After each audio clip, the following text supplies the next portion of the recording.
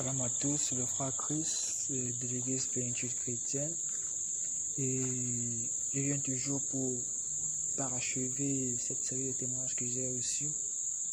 Mais ce dont je vais parler aujourd'hui, je les ai reçus en 2020, puis en 2019 maintenant, en 2020 déjà. Je les ai reçus en 2020 et puis je vais le partager avec tout un chacun. Toujours continuer au reçu du Seigneur parce que je pense que si Dieu me montre toutes ces choses, ce n'est pas pour que je regarde pour moi.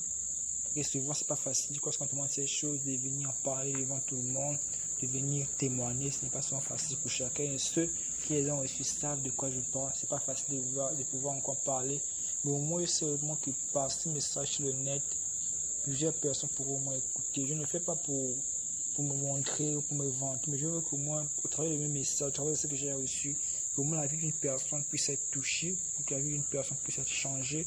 Je ne fais pas pour me vanter ou bien pour dire ceci ou ça, mais au moins, je viens pour alerter un chrétien, je viens pour alerter une personne, je viens pour alerter quelqu'un sur sa vie, sur sa façon de se comporter, pour alerter quelqu'un sur sa façon de se comporter, pour lui dire que le Seigneur est à la porte, et plus qu'à la porte. Je sais qu'il m'écoute, au moins je vous parle, je sais qu'il m'écoute. Il ne fait pas pour me montrer ni par la chair, je veux vraiment pour alerter une personne, je crois que mon message va vraiment alerter quelqu'un. Alors je vais pouvoir écouter les révélations que le Seigneur m'a montrées, toujours en 2020. J'avais aussi un songe, je me rappelle encore tous ces songes, j'avais aussi un songe concernant le retour du Seigneur, dans lequel j'étais avec des amis, dans le songe toujours, et il y a un homme qui est venu, il s'est présenté devant nous, il était vêtu comme dans l'Ancien Testament, vous voyez, avec les longues robes là, avec les trucs sur la tête, des doigts qu'il met sur la tête là, comme des capuches, ça lui couvrait le visage, et puis il avait une longue robe, je ne peux pas voir son visage, parce que c'était couvert par une capuche. Donc, il s'est montré devant nous, on le regardait, on se demandait, mais qui est cet homme? Et puis, il nous a amené, en marchant ensemble, il était devant, en marchant ensemble, il nous a amené devant une grande salle. Devant une grande salle, et puis la porte était fermée, la porte était complètement fermée. Et comme la porte était fermée, on a tous regardé, on a regardé la porte était fermée, et puis, il est parti, il a disparu. Donc, on regardait la porte, et puis moi, je me suis dit que bon, je vais ouvrir cette porte, puis vu qu'il est parti. J'ouvre la porte et puis c'est comme ça que je regarde à l'intérieur de la porte. Je vois que c'est une salle de mariage. C'est une salle de mariage. Je vois les tables étaient prêtes, les couverts étaient prêts, tout était prêt. Les verres, tout était prêt, les nappes, les chaises, tout était rangé, ordonné. Tout était vraiment parfaitement posé, tout était prêt. Donc pour dire que la salle de mariage est déjà prête, il ne manque plus que les invités. Il ne manque plus que la mariée, il ne manque plus que l'épouse. Je vois la salle de mariage prête. Et puis je me suis dit, mais qu'est-ce que c'est? Donc quand je vois ça, dans mon esprit, je me suis dit que c'est forcément une salle de mariage. C'est forcément une salle de mariage. Donc, je constate la salle en question. Je croise le même homme. Lorsque je le regarde, il n'avait pas, c'est comme si, il n'avait pas, il avait la silhouette d'un homme. Mais à l'intérieur, sa peau, je pouvais voir, sa peau était transparente.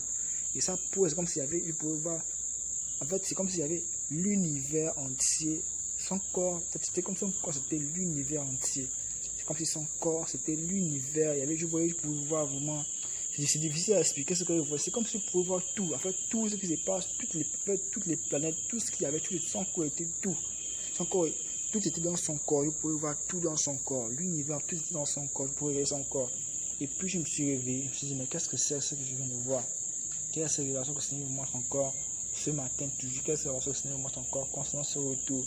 Ce que je peux dire à chacun, c'est que la noce, les salles des noces sont déjà prêtes. Les noces sont prêtes pour accueillir l'épouse. Les noces sont prêtes, tout est déjà prêt.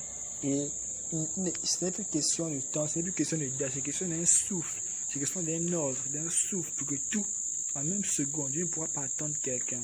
En même seconde, en même heure, en même minute, tout, il suffit d'un souffle seulement et tout sera terminé. Donc, un certain chacun, à ce moment, nous devons vraiment veiller sur notre vie, faire un effort, de sacrifier beaucoup de choses. Un évangile qui ne te coûte rien n'est pas un évangile. Une vie chrétienne qui ne te coûte rien n'est pas une vie chrétienne. Il y a un prix à payer à toutes choses. Je suis chacun au moins assez forcé, se faire violence pour rentrer dans cette salle de noces. J'ai reçu une deuxième chance, toujours dans la même année 2020, où je pouvais voir dans le ciel, comme s'il y avait une réunion. Je voyais, comme si dans le ciel, il y avait une lumière excessive. Donc le ciel était très blanc, très excessif. Et vous voyez comment il y avait un homme qui parlait à une grande foule. Et l'homme disait, très clairement que non, bientôt, les enfants seront ici. Comme si donner des ordres aux gens que non, voilà, bientôt les invités seront ici, bientôt les gens seront ici, bientôt les enfants seront ici, donner des ordres aux gens. Bientôt mes enfants seront ici, bientôt les invités seront ici, bientôt voilà, on commence à faire, bientôt ils seront là bientôt, bientôt ils seront là bientôt, pour dire qu'ils seront là très bientôt.